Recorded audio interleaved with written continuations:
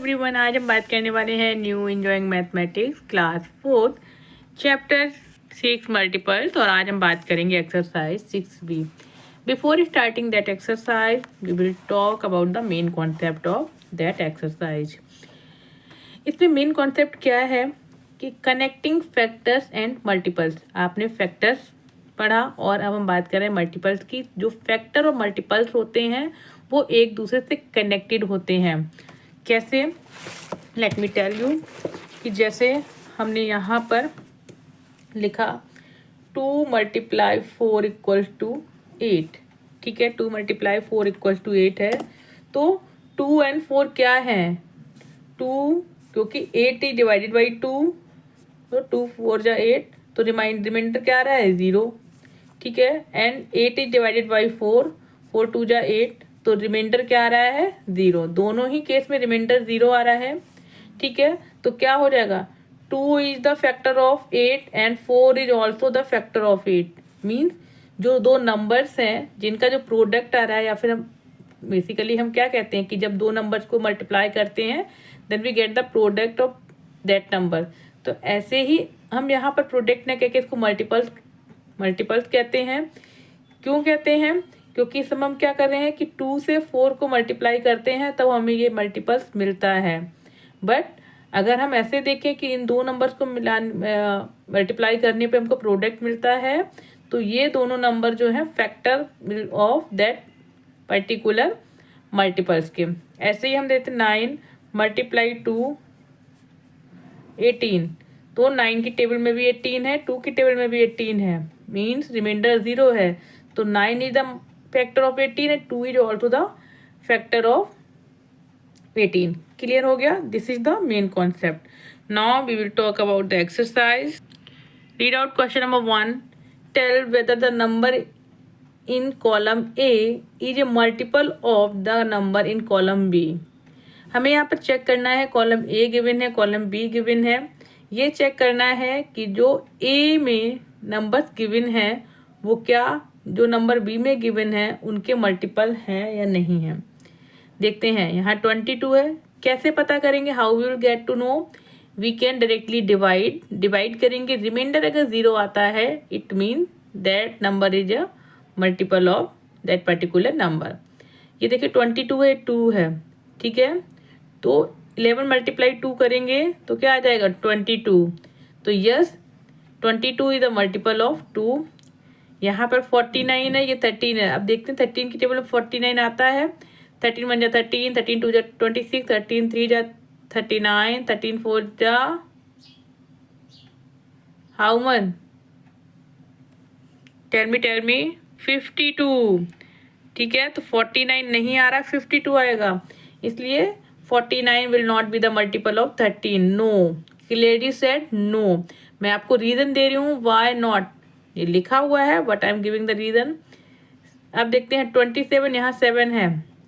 It looks like कि ये 27 multiple होगा, बट हम 7 की टेबल में चेक करेंगे।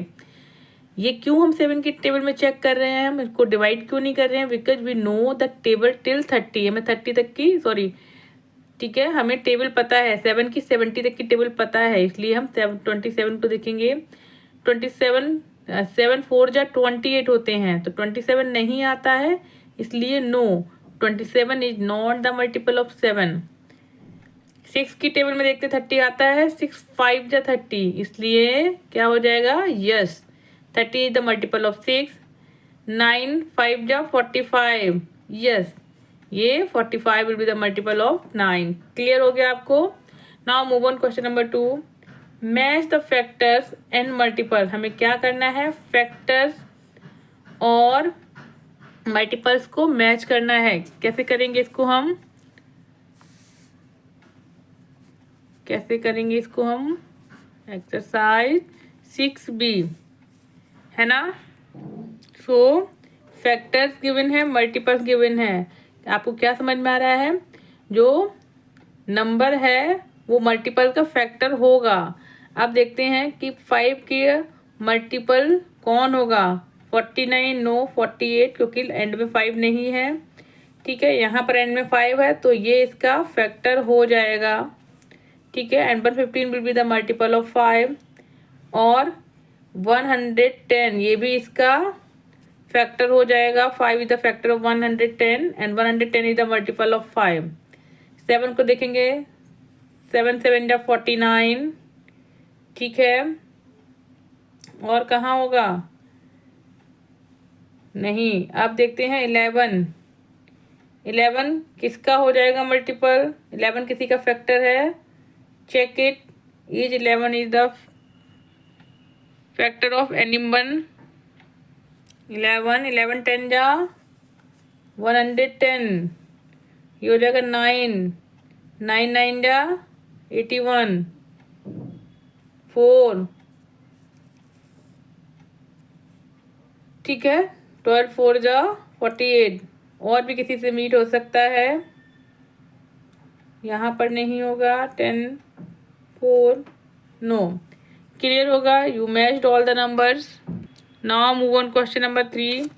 से whether the following are true और फॉल्स, ठीक है। ट्रू एंड फॉल्स को पता करना है। क्वेश्चन नंबर ए पढ़ेंगे।